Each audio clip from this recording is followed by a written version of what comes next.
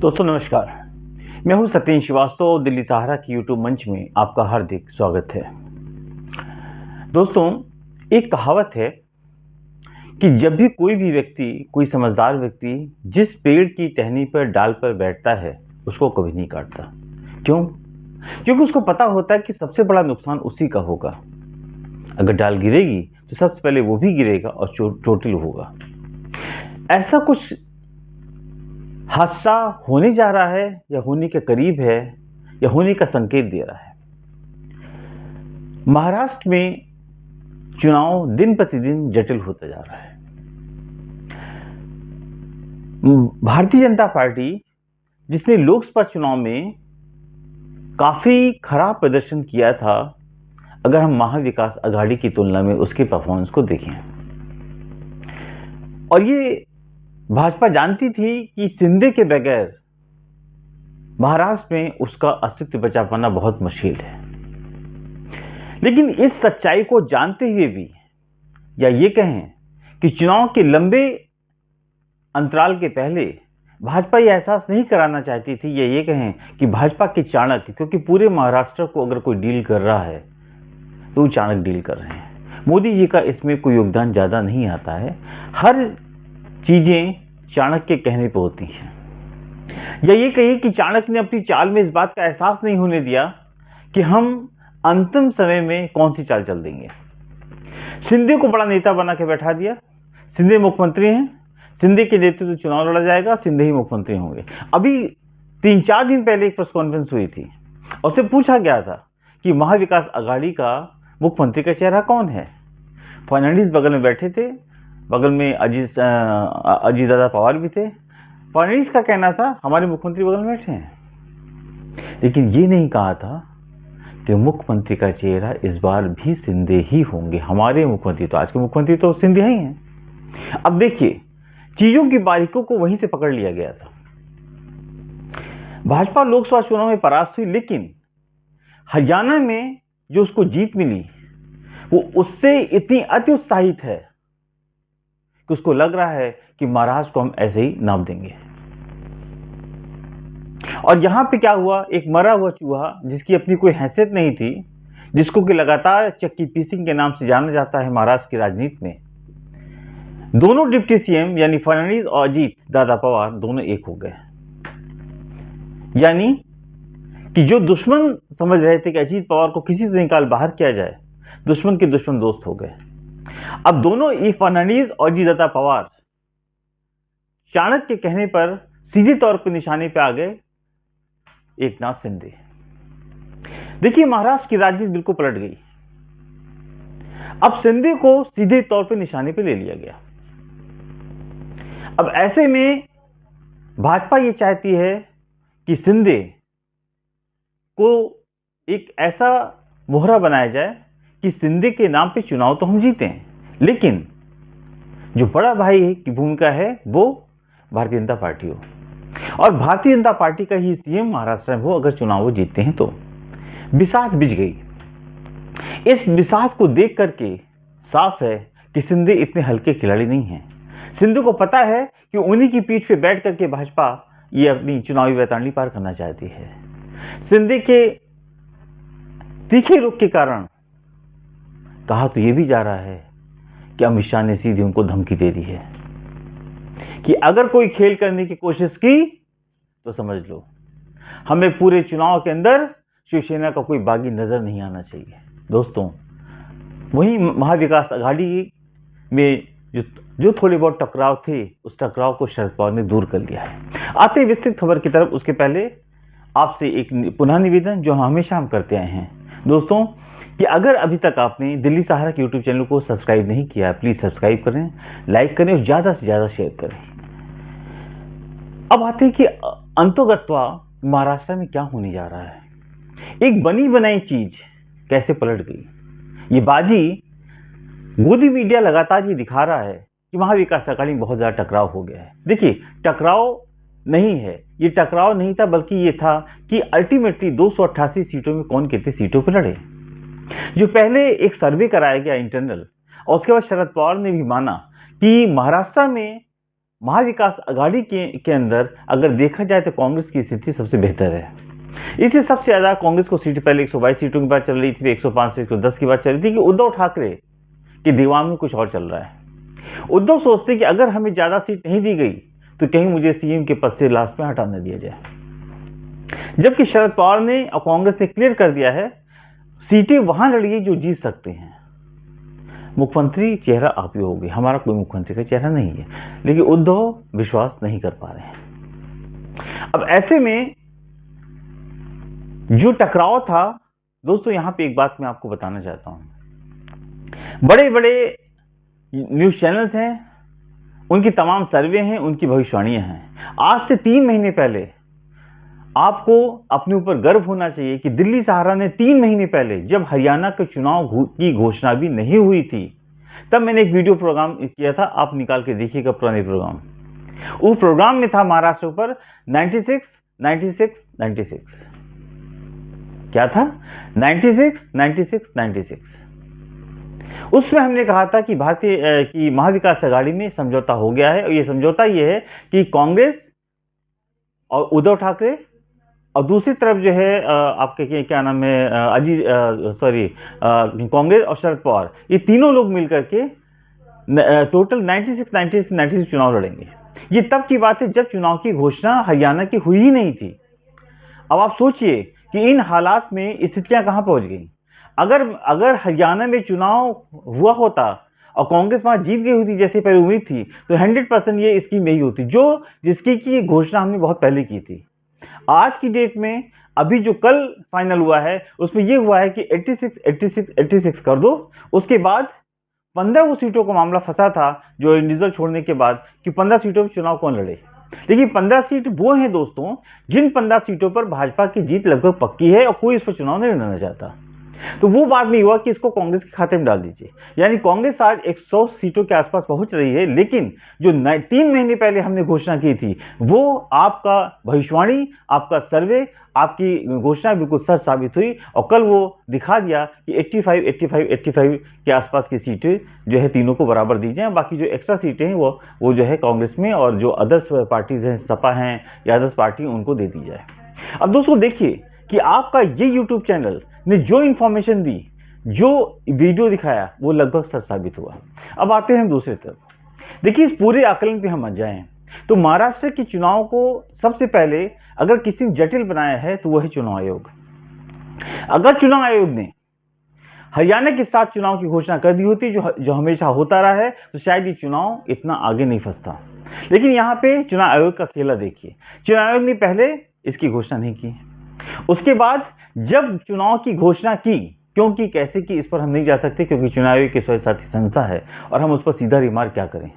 लेकिन आम जनमानस जानता है कि चुनाव आयोग ने अब क्या किया है। चुनाव आयोग ने महाराष्ट्र को फिर फंसा दिया है। फंसा क्यों दिया है? क्योंकि चुनाव आयोग ने, मैं पहले भी आपको बता चुका हूं, और ये फंसाया क्यों गया है, इससे फायदा उम्मीद यह है कि भारतीय जनता पार्टी को हो सकता है। क्यों फंसाया है मैं आपको बताता हूं। 23 नवंबर को चुनाव परिणाम आने हैं। 26 नवंबर यानी 72 घंटे के अंदर टाइम बचेगा। 72 घंटे के अंदर अगर सरकार ने ओथ नहीं लिया तो महाराष्ट्र में राष्ट्रपति शासन लग जाएगा। और राष्ट्रपति शासन के बाद क्या होता है ये आपको बताने की जरूरत नहीं है। वही गवर्नर हाउस के ऊपर सब कुछ रहता है, किसको बुलाएं, कब बुलाएं, कहां बुलाएं, क्या बुलाएं। और आपको याद होगा कि इसी महाराष्ट्र के गवर्नर के ऊपर सुप्रीम कोर्ट ने भी रिमार्क किया था। बाद में उन गवर्नर को हटा दिया गया था, नए गवर्नर की वहां पे अपॉइंटमेंट हुआ था। तो राष्ट्रपति शासन के बाद क्या खेला होगा महाराष्ट्र के अंदर, क्योंकि भाजपा किसी भी कीमत पर महाराष्ट्र को गंवाना नहीं चाहती। और आरएसएस का साफ संदेश है, हमें महाराष्ट्र चाहिए, एन पे कारण। अब सोचिए ये चुनाव आयोग की जटिलता किन परिस्थितियों में वहां पे पैदा की गई, ये बताने की जरूरत नहीं है। अब देखिए दूसरी तरफ क्या है, उधर महाविकास आघाड़ी में जो भी टकराव थे वो लगभग समाप्त हो चुके हैं। यानी किसी तरह का कोई डिस्प्यूट नहीं है। कांग्रेस को सबसे ज्यादा सीटें मिलेंगी, उसके बाद उद्धव ठाकरे और शरद पवार को बराबर की सीटें मिलेंगी। समाजवादी पार्टी, अदर जो सीपीआई है, वामपंथी दल है, उनको भी कुछ सीटें दी जाएंगी। श्वेतकारी कांग्रेस है। मतलब इस बार किसी छोटे संगठन को छोड़ा नहीं जाएगा, भले उसको 2-4 सीट ज़्यादा देनी पड़े, जिससे कि भाजपा हरियाणा का खेल महाराष्ट्र में न कर सके। अब देखिए इसमें क्या हुआ कि महाविकास आघाड़ी का लगभग सारा काम हो चुका है, यानी कि महाविकास आघाड़ी काफी आगे निकल चुकी है महायुति की, क्योंकि महायुति के अंदर एक बहुत बड़ा टकराव, अगर कहें तो एनडीए के अंदर जो टकराव है वो इतनी जल्दी शांत होने वाला नहीं है। अब दोस्तों देखो हुआ क्या है कि भाजपा चाहती थी कि हम शिंदे को जैसा कहेंगे शिंदे वैसा कर लेंगे, लेकिन शिंदे का वजूद इसमें खतरे में है। अगर शिंदे यहां पे चुनाव हारे, शिंदे अगर सीएम नहीं बने, तो शिंदे की पार्टी शिवसेना के ही लोग हैं, और उनको अगर शिवसेना की सरकार बनती है महाराष्ट्र में तो इस पार्टी में तोड़फोड़ कभी भी हो सकती है। और उद्धव ठाकरे बदला लेने को तैयार बैठे हैं कि जिसने हमें बर्बाद किया हम उसको माफ नहीं करेंगे। अभी एक खबर दोस्तों यहां पर हम एक चीज ऐड करेंगे, यहां एक खबर गोदी मीडिया के अंदर बहुत चलाई गई। उद्धव ठाकरे की फडणवीस से मुलाकात हुई, उद्धव ठाकरे जो है वो क्या नाम महायुति में जा सकते हैं, उद्धव ठाकरे को बात करके फाइनल कर रखा है कि जैसे ही चुनाव परिणाम आएंगे उद्धव ठाकरे वापस भाजपा के साथ चले जाएंगे। इस तरह की तमाम खबरें गोदी मीडिया में दिखाई गई। उसका एक साफ संदेश था कि कैसे महाविकास आघाड़ी को कमजोर दिखाया जाए। लेकिन दोस्तों हुआ क्या, उद्धव ठाकरे ने कल एक स्टेटमेंट जारी किया, बहुत ही खतरनाक स्टेटमेंट। उन्होंने कहा है कि जिन लोगों ने हमारी पार्टी को, हमारी सरकार को तोड़ा है वो दिल्ली में बैठे हैं, दिल्ली के इशारे पे शिवसेना को तोड़ा गया, जिंदगी भर हम उनको माफ नहीं करेंगे और कभी भी हम मर जाएंगे लेकिन उनके साथ नहीं जाएंगे, हम मर जाएंगे पर उनके साथ नहीं जाएंगे। यानी चैप्टर क्लोज। गोदी मीडिया उसके अंदर कुछ भी दिखा रहा हो, उद्धव ठाकरे भारतीय जनता पार्टी के साथ किसी कीमत पर कभी नहीं जाएंगे। क्लियर। अब देखो मामला कहां पे आके फंसता है। अब इधर हुआ क्या है कि वक्त बहुत कम है, नॉमिनेशन भी स्टार्ट होने वाले हैं। अब यहां पर चाणक्य अपने असली रोल में आ गए। चाणक्य ने दिल्ली में एक मीटिंग बुलाई, उसमें शिंदे और फडणवीस और अजीत पवार और जो कुछ सीनियर लीडर थे बीजेपी के उनको बुलाया बैठक करने की, फाइनल क्या पिक्चर होनी चाहिए वो क्लियर कर दी जाए। ये सारे लोग बुधवार को दिल्ली पहुंच गए, लेकिन उसी महाराष्ट्र से सारे लोग आए लेकिन शिंदे मीटिंग में नहीं गए। यानी टकराव सीधे शिंदे वर्सेस अमित शाह। जब उस दिन मीटिंग हो गई और शिंदे नहीं गए तो दूसरे दिन फिर मीटिंग रखी गई और फिर शिंदे वहां पे गए। कहा तो ये जा रहा है, जो विश्व सूत्र बताते हैं दोस्तों, कि मामला काफी पेचीदा बन गया है। अमित शाह ने क्लियर कट बोल दिया है कि सबसे ज्यादा सीटों पे चुनाव भारतीय जनता पार्टी लड़ेगी, और शिंदे साहब किसी भी कीमत पर कोई बागी दिखना नहीं चाहिए। क्यों? क्योंकि भाजपा ये जानती है कि अगर शिंदे को अड़े हाथों लिया गया तो शिंदे एक दूसरी चाल चल सकते हैं, अपने उन लोगों को जिनको टिकट नहीं दिला रहे हैं बागी बनाकर चुनाव मैदान में उतारा जा सकता है, और उसके बाद इंटरनल पार्टी उनको सपोर्ट करेगी, ओपनली उनको पार्टी से हटा देंगे, बाद में जब अगर जीत जाते हैं तो वापस ले लेंगे, क्योंकि पार्टी हमारी है, लोग हमारे हैं। उनको बता दिया जाएगा क्योंकि ये सीट हमें नहीं मिल रही है, तुम बागी लड़ो, भाजपा नहीं जीतनी चाहिए, शिंदे जीतना चाहिए। ये लड़ाई, एनडीए की लड़ाई, आपसी टकराव की लड़ाई सीधे तौर पर फायदा किसको देगी? अमित शाह इस बात को जानते हैं, लेकिन उनके लिए सबसे बड़ी जो चीज है वो ये है कि अगर मामला फंस जाता है फंसा दो, अगर राष्ट्रपति शासन लग गया तो तलवार फिर हमारे हाथ में है। अगर शिंदे को ज्यादा सीट दे दी गई तो भाजपा का सीएम अब कभी महाराष्ट्र में नहीं बन पाएगा। ये बात तय हम पहले कई प्रोग्रामों में कह चुके हैं कि भाजपा को ये सपने को छोड़ना पड़ेगा या एक बहुत बड़ा खेला होगा फिर। अब दोस्तों इसमें आप कर क्या सकते हैं, क्योंकि दोनों डिप्टी सीएम जो हैं यानी अजीत दादा पवार और फडणवीस दोनों एक हो गए हैं, दोनों की साजिश कॉन्स्पिरेसी अगेंस्ट शिंदे चल रही है। शिंदे को इस बात का अच्छी तरह एहसास है कि इन लोग क्या चाहते हैं, वो इस लड़ाई में उसे खत्म भी करना चाहते हैं, लेकिन उसके बल पर चुनाव भी जीतना चाहते हैं। शिंदे के बगैर महाराष्ट्र में एनडीए सक्सेस नहीं हो सकती है, क्योंकि शिंदे एक मराठी का एक बहुत बड़ा चेहरा बन चुके हैं। शिंदे अगर कहीं मात खाएंगे तो शिवसेना से मात खाएंगे, कांग्रेस से मात खाएंगे। शिंदे जो शिवसेना है वो किसी कीमत पर भाजपा से मात नहीं खा सकती, और ये भाजपा बहुत अच्छी तरह जानती है।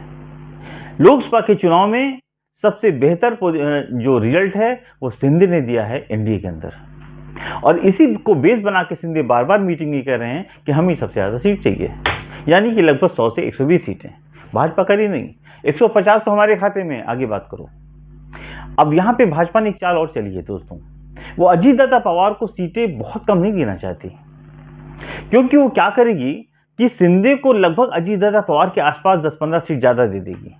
उसके बाद अजीतदादा पवार के जहां कमजोर कैंडिडेट हैं वहां भाजपा अपना कैंडिडेट डाल देगी, यानी वहां भी उसके ही लोग रहेंगे, यानी वो सीट जो 150 का आंकड़ा दिखा रही है वो 170 के आसपास जाएगी। अजीत दादा की औकात नहीं है, हैसियत नहीं है कोई कह सके हम ऐसा नहीं करेंगे, क्योंकि उनकी फाइल बहुत मोटी है। अजीत दादा पवार की हैसियत नहीं है कि वो चाणक्य के सामने आंख मिला के बात भी कर सकें। इसमें होगा क्या? इस तमाम चीज़ों के बीच में देखिए कि लगातार स्थितियां ऐसी हो चुकी हैं कि इसमें भाजपा इन किन प्रकार महाराष्ट्र में सरकार बनाना चाहती है, या फिर वो चाहती है कि अगर राष्ट्रपति शासन लग जाता है तो आगे का खेल देखा जाएगा। इन तमाम परिस्थितियों के बीच में स्थितियां काफ़ी जटिल हो चुकी हैं। महाराष्ट्र का शांतिप्रिय चुनाव काफ़ी बदलाव आ चुका है। इस बदलाव के अंदर अगर महाविकास अघाड़ी बाजी मार जाता है तो कोई बड़ी बात नहीं होगी। आज की डेट में अब सर्वे करने वाले खुद ही डरते हैं, कांप रहे हैं उनके हाथ, क्योंकि हरियाणा में जो सर्वे उन्होंने किया है उनको मात मिली है। लेकिन इंटरनल सर्वे अभी बता रहे हैं कि महाविकास अघाड़ी काफ़ी आगे है, क्योंकि महाराष्ट्र में वो खेल, मैं बार बार फिर कह रहा हूँ, महाराष्ट्र में वो खेल नहीं हो सकता जो हरियाणा में हुआ है। महाविकास अघाड़ी या मराठी जो मानुष है, ये मराठी मानुष उस तरह का खेल नहीं खेलता, ना ही पसंद करता है। अगर पसंद करता तो लोकसभा चुनाव में महाराष्ट्र में बीजेपी को सबसे ज़्यादा सीटें मिलती। लेकिन चुनाव है, कोई भी खेल या कोई भी खेला कब हो जाएगा आपको पता नहीं चल सकता। दोस्तों, आपको आज का हमारा विश्लेषण कैसा लगा? प्लीज़ कमेंट बॉक्स में कमेंट्स करें, लाइक करें, शेयर करें। कल मैं फिर एक नए विषय के साथ आपके साथ मिलूंगा, एक नए एनालिसिस के साथ कल आपसे मिलूंगा। तब तक के लिए इजाज़त दीजिए। नमस्कार।